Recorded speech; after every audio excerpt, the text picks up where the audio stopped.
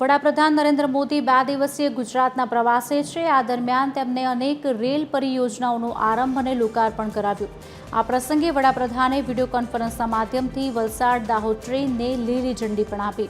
આ પ્રસંગે Valsad railway station પર કેન્દ્રીય રેલ રાજ્યમંત્રી વી સોમનાથના सांसद धवल पटेल सहित भाजपा धारासभ्य अग्रणीओ और कार्यकर्ताओं जोड़ाया था।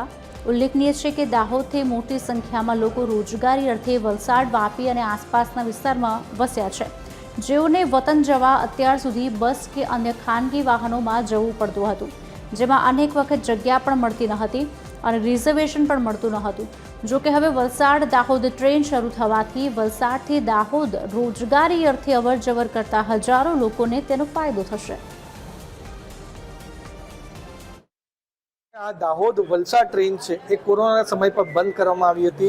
एना कारणे हजारों अपना जे टूरिस्ट है यात्रीओ है एमने अगवड़ता पड़ती हती। ए कदाच बीजी ट्रेन में पण जता हता, एनी साथे बसों में पण जवानो एमनो वारो आवतो हतो। ने तमे जेम बात करी कि अमुक बस में रिजर्वेशन मळे अमुक में ना मळे, ए ध्यान में राखीने आपणा यात्रीओने सुविधा मळी रहे एना माटे खास करीने पाछी दाहोद वलसाड ट्रेन लोकोनी मांगणीने अमे जे रजूआत करी एना थकी पाछी नरेंद्र मोदी साहेब आज लीली झंडी बतावीने एने ट्रेननुं पाछुं प्रस्थान कराव्યું છે।